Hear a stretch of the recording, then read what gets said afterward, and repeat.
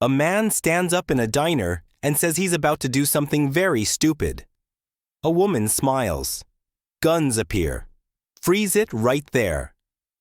Because this is not where Pulp Fiction starts. It's where Tarantino wants your brain to start. Right in the middle. Today, we're unscrambling the whole movie into a clean chronological timeline. And then I'll show you why Tarantino jumbles it on purpose. Let's go. Chapter 1. The Puzzle on the Table. Pulp Fiction looks like chaos. Title cards, time jumps, familiar faces who die, and then, somehow, aren't dead anymore. But under the hood, it's 3 interlocking crime novellas with one breakfast that ties a bow around all of it. We'll do this in 2 passes. First, the real-world order of events. Then, the why it's shuffled. Keep the diner freeze frame in your head. We'll land back there. Chapter 2. The timeline in real time. No jumps, no tricks. We begin years earlier in a small apartment. Young Butch Coolidge receives a gold watch from Captain Coons, a family heirloom smuggled through impossible circumstances. It's crude. It's heartfelt. It brands the watch as Butch's soul. Cut to present day, early morning in Los Angeles. Hitmen Vincent Vega and Jules Winfield drive to an apartment to retrieve a mysterious briefcase for their boss, Marcellus Wallace. They banter, talk burgers, knock on a door, and execute a man named Brett while another guy unloads a revolver at point-blank range and misses every shot. Divine intervention? Jules thinks so. They leave with a quiet tag-along named Marvin. In the car, Vincent turns to ask a question. Bang! He accidentally blows Marvin's head off. Panic.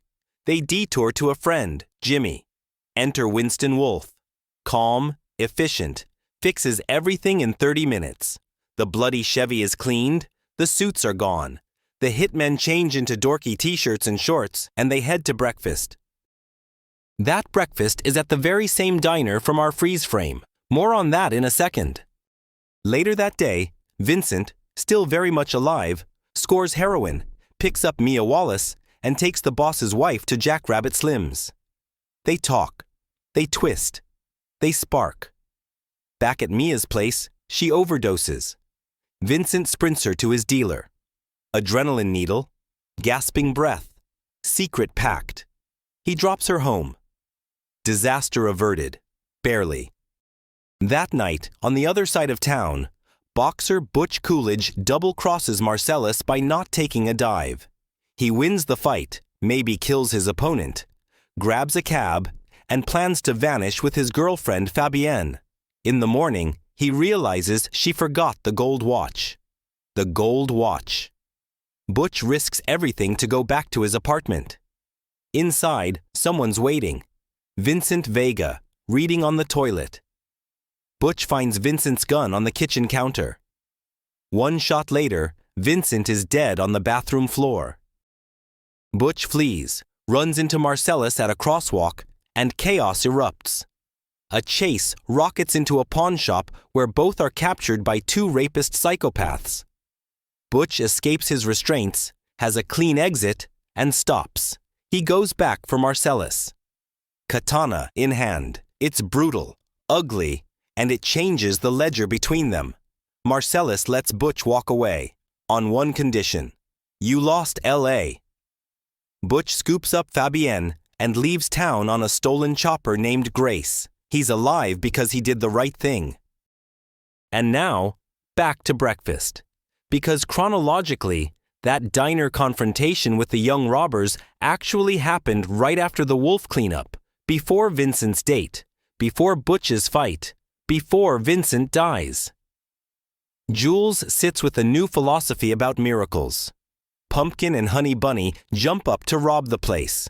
Jules talks the gun out of Pumpkin's hand and lets them go. He decides to retire. Walk the earth.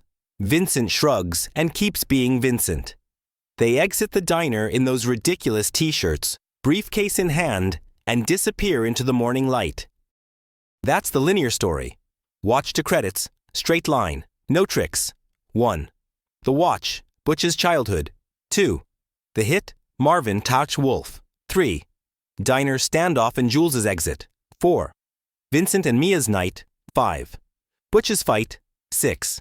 Butch kills Vincent. 7. Pawnshop rescue. 8. Butch rides away.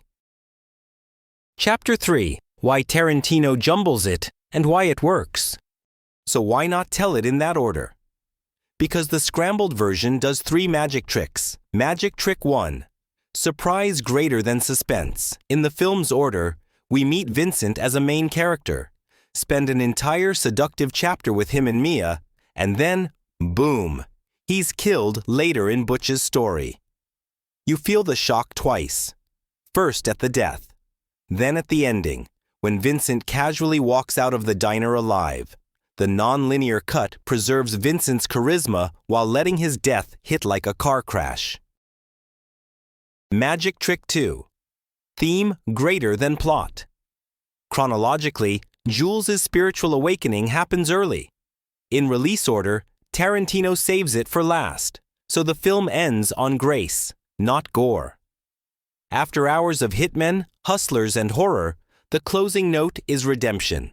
A man choosing not to pull a trigger. The timeline shuffle turns a crime anthology into a parable about change. Magic trick 3. Rhythm greater than routine. A straight timeline would stack Morning Diner next to Morning Diner. Instead, Tarantino toggles tones. Banter to Date Night Neon to Western-style revenge to Zen Diner standoff. It's a mixtape. Surf rock, funk, spaghetti western horns, all cut together so your brain never gets comfortable. Chapter 4. The Diner Ending. Explained. Why this scene closes the movie. The final scene isn't the last event. It's the last idea. Jules staring down a gun and choosing mercy reframes everything we've seen. The bullet miracle in the apartment wasn't just a gag. He believes it changed him. He lets 2 small-time crooks walk, returns the wallet, and carries the glowing briefcase into daylight. Meanwhile, we know what he doesn't. Vincent will keep the life, and it will kill him tomorrow. The cut to black right after the pair exits is Tarantino's thesis stamp. In a world built on violence, redemption happens at breakfast, quietly, by choice. Chapter 5. Outro and thanks for watching. So that's Pulp Fiction. Unscrambled and reserved. Same ingredients, different courses. The non-linear order isn't a gimmick. It's how Tarantino smuggles surprise, theme, and rhythm into a crime story. If you liked this breakdown, next up, we're cracking the glowing briefcase theories in under 5 minutes. No wild goose chases, just the good stuff. Until then, be cool, honey bunny.